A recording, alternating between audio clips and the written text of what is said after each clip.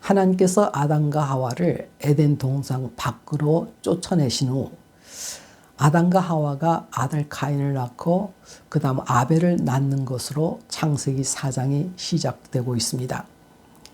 세월이 지나자 웬 연고인지 가인과 아벨이 하나님께 각각 예물을 드렸는데 하나님께서 아벨의 예물은 연락하시고 가인의 예물은 연락하지 않으십니다. 그것에 대해서 가인이 심히 분을 내죠. 그리고 그 다음에 가인이 아벨이 들에 있을 때 쳐 죽입니다. 그로 인해서 가인이 하나님을 떠나고 에덴 동편 놋 땅에 거하더니 그리고 이어서 아내와 동침하고 에녹을 낳았다. 이렇게 기록하고 있으니까 곧장 질문이 됩니다. 아담과 하와에게 가인과 아벨 두 아들만 있는데 이 가인의 아내가 갑자기 어디서 나타난 것이냐라는 것이죠. 그것에 대해 이러한 견해가 있습니다. 성경에 사람들의 후손의 이름을 기록할 때 자녀들의 모든 이름은 다 기록하지 않고 필요한 이름만 기록하기도 하니까 여기서도 필요한 이름은 가인과 아벨이고 그 외에 기록하지 않은 형제 자매가 있었을 것이다. 그래서 가인이 결혼한 아내는 여동생이거나 사촌과 결혼했을 것이고 그것은 그 당시에는 피치 못할 일이었을 것이다 라는 것입니다. 실제로 아브라함부터 그 후손들 중에는 근친 결혼을 한 예가 있어요. 그러나 그것은 그 사람들이 선택한 것이지 하나님의 뜻이라 볼 수는 없기 때문에 그러한 것을 근거로 가인도 피치 못할 근친 결혼을 했을 것이라고 한다면 어떤 독자에게는 잘못된 암시를 줄 수가 있습니다. 이 창세기 4장은 아담과 하와가 에덴 동산 밖에서부터의 인류의 역사가 시작되는 것이고 이후에 진행해야 할 방향을 가르치게 하는 서론이 됩니다.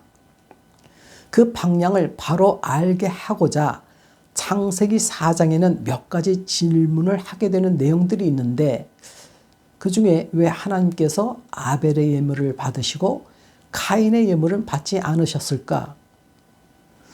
또 이런 것 중에 하나가 가인이 누구와 결혼했냐 하는 지극히 자연스러운 질문도 그래서 포함되어 있다고 여겨집니다.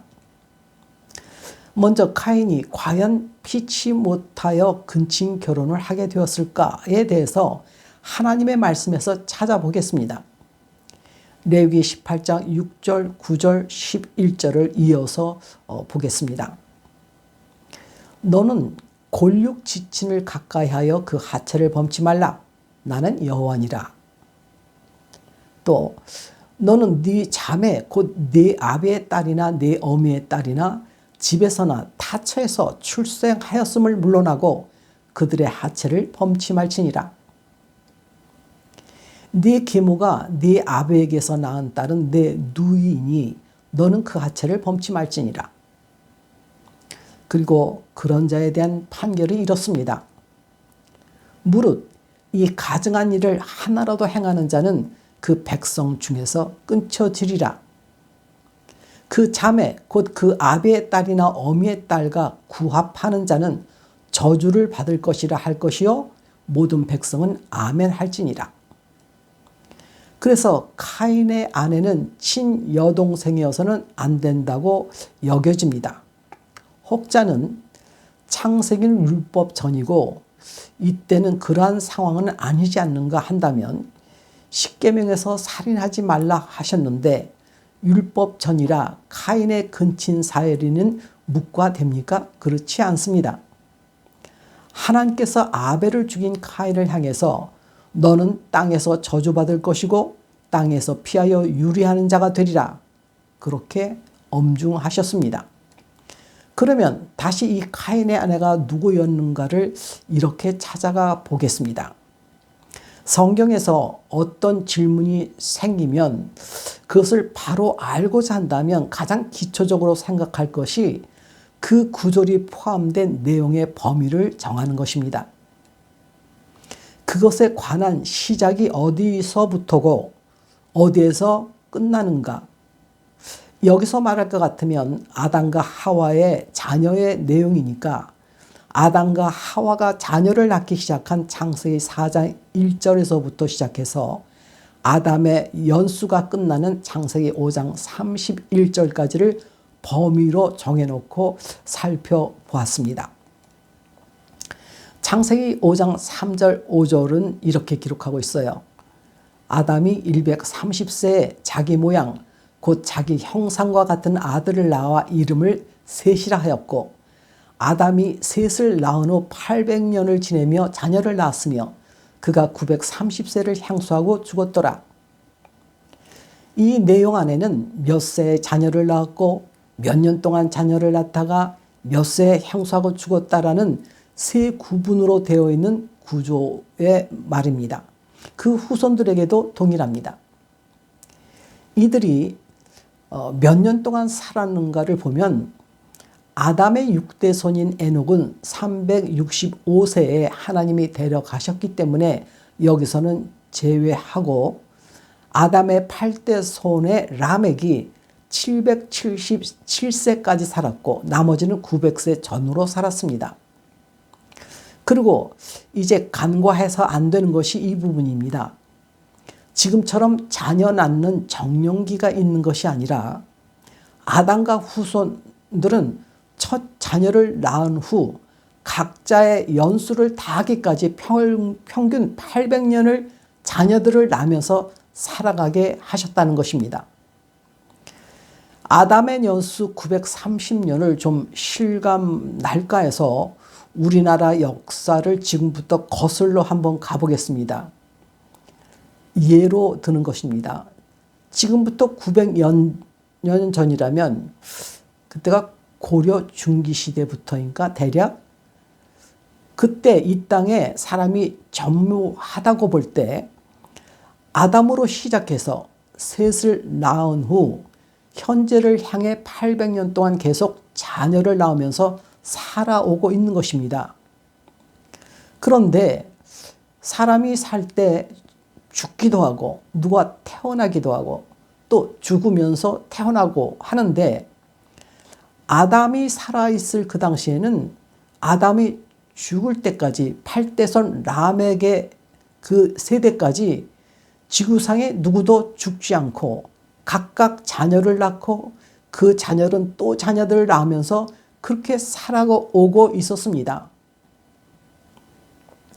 이 먼지 하나 창조할 수 없는 사람 입장에서는 그런 내용이 공상이요 환상 같은 비과학적이다고 생각할 수 있겠지만 예수님은 이렇게 말씀하셨어요.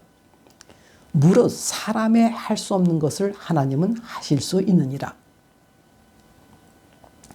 그 다음에 카인이 즉각 놋 땅에 거주하고 아내를 얻은 것처럼 기록하고 있지만 사실 카인이 그 땅에 도착하여 정착하기까지는 참 많은 세월이 생략되어 있습니다.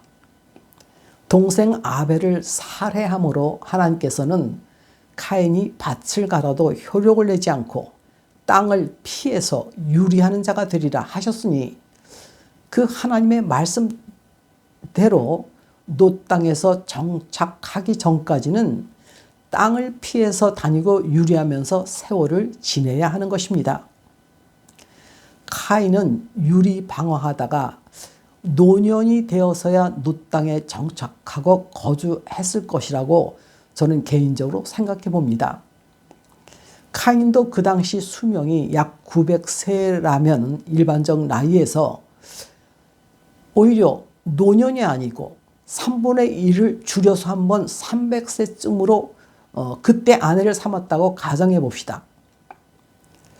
아담과 카인이 100세 차이로 보고 창세기 5장을 근거로 계산해 보면 셋, 에노스, 게난, 마할랄렐을 4대쯤이 될 것이고 그때 카인이 결혼했을 것이라고 가정해 본다면 아담 포함 이들이 낳는 자녀들의 수를 종과 횡으로 합산해 본다면 생육과 번성의 인구는 지속적으로 불어나기만 하고 또 이 시기만 해도 그렇다면 친척 관계는 전혀 멀어져 있는 시대입니다.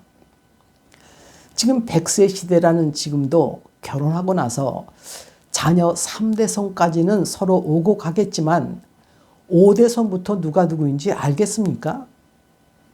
그러나 이 당시 아담의 3, 4대손부터는 모두 아담의 후손이지만 여기저기 사람들이 흩어져 남남으로 살고 있었을 것이고 그들 중에서 카인이 아내를 삼을 수 있었을 것이다 라고 이렇게 카인과 그 아내를 찾아 살펴보았습니다.